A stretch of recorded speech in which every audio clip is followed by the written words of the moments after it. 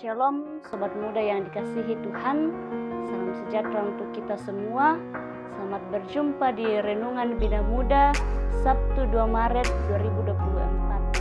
Sebelum kita membaca dan merenungkan akan firman Tuhan, mari kita satu dalam doa. Kita berdoa. Segala puji syukur kami naikkan kepadamu Tuhan, untuk setiap kasih dan penyertaan-Mu di dalam kehidupan kami. Kami bersyukur Tuhan boleh menuntun kami di dalam kehidupan kami.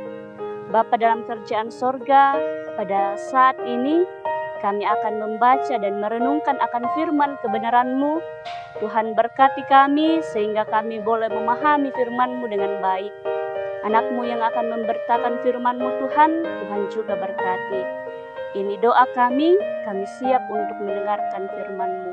Di dalam nama Tuhan Yesus kami berdoa. Amin.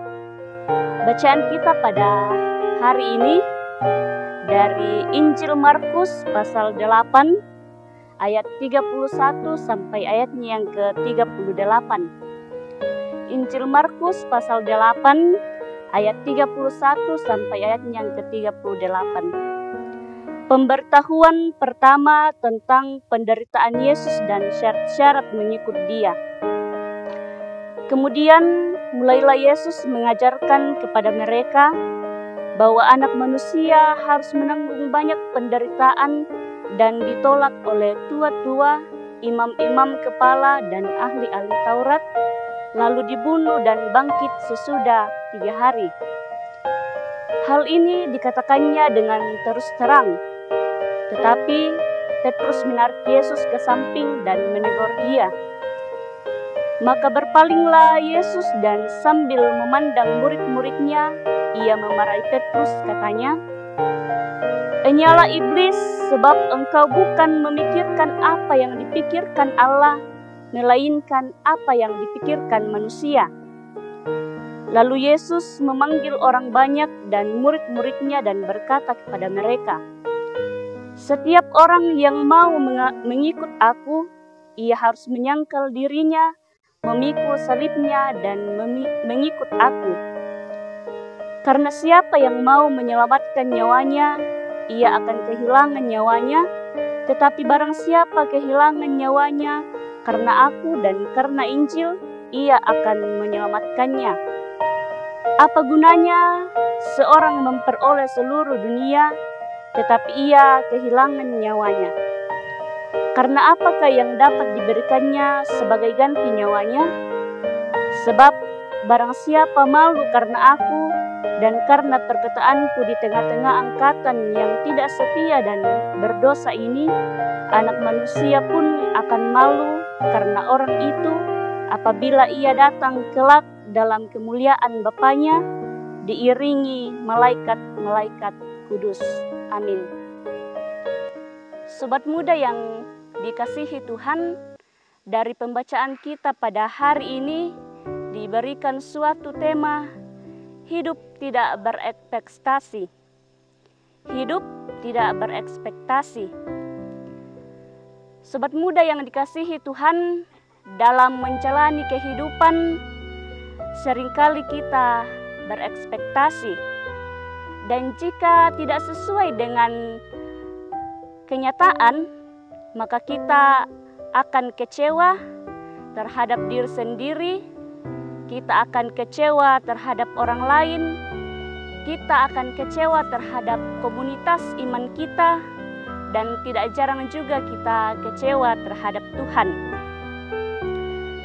Berekspektasi adalah hal yang baik, sebab maknanya sejajar dengan memiliki harapan yang besar.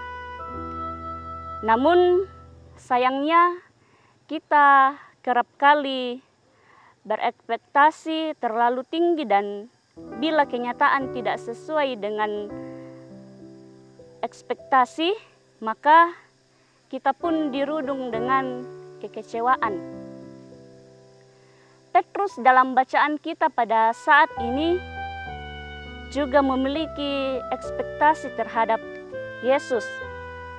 Ekspektasi Petrus terhadap Yesus itu berdasar pada pengakuan iman Petrus sendiri di ayatnya yang ke-29, ia mengatakan bahwa engkau adalah Mesias.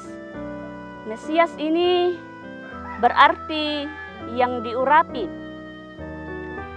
Dalam perjanjian lama, orang yang disebut yang diurapi merujuk pada raja yang memimpin bangsa Israel.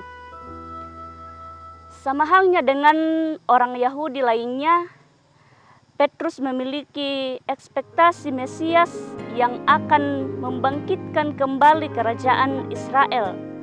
Dan fokus Petrus pada saat itu ialah kebangkitan dan pembebasan bagi bangsa Israel dari Sang Mesias yang ada di hadapannya saat itu.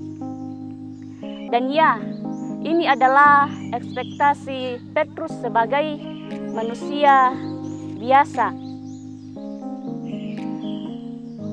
Berdasarkan pada ekspektasi itulah sehingga Petrus menarik dan menegur Yesus di samping. Ketika Yesus berbicara tentang penderitaan yang akan dialaminya, Petrus menegur Yesus sebab ekspektasinya tidak sesuai dengan apa yang dikatakan oleh Yesus.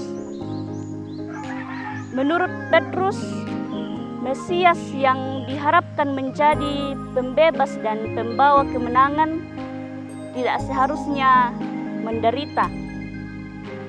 Namun, Yesus memarahi Petrus dan mengatakan di ayatnya yang ke-33,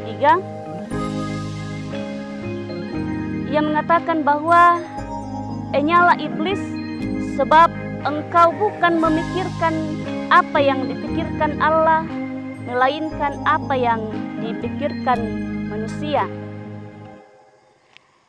Di sini Yesus hendak menekankan bahwa cara Allah berkarya bagi dunia tidak demikian. Ia tidak hanya datang bagi kelompok tertentu, tetapi ia datang untuk semua. Sobat muda yang dikasihi Tuhan, pembebasan yang diberikan Mesias tidak bersifat eksklusif, tetapi pembebasan yang membawa pembaharuan yang bersifat holistik dan berlaku untuk semua makhluk hidup. Petrus menegur Yesus karena ia tidak mengerti. Ia hanya manusia biasa yang hidup dalam ekspektasi manusianya. Ia tidak mengerti bahwa Allah sanggup melakukan jauh dari ekspektasi manusia biasa. Untuk itulah Yesus menyadarkan Petrus dari ekspektasinya yang eksklusif itu. Sobat muda yang dikasihi Tuhan, dari kisah ini mengajarkan kita bahwa dalam mengikut Kristus kita harus belajar meredam segala ekspektasi-ekspektasi yang mungkin saja hanya menguntungkan diri atau menguntungkan kelompok kita saja. Kadang banyak orang yang mengundurkan diri dari sebuah pelayanan hanya karena masalah ekspektasi yang tidak sesuai dengan realita yang terjadi. Kecewa tentu, tetapi ingatlah bahwa mengikut Yesus adalah dasar hidup kita. Sebab mengikut Dia ada harga yang harus dibayar. Di ayat yang ke-34 mengatakan, ia harus menyangkal dirinya, memikul salib dan mengikut aku. Jadi, sobat muda yang dikasihi Tuhan, alih-alih berekspektasi, sebaiknya mulai sekarang kita hidup memikul salib bersama Kristus. Kiranya Roh Kudus yang akan menuntun kita dalam menjalani kehidupan kita untuk memikul salib bersama Kristus. Amin.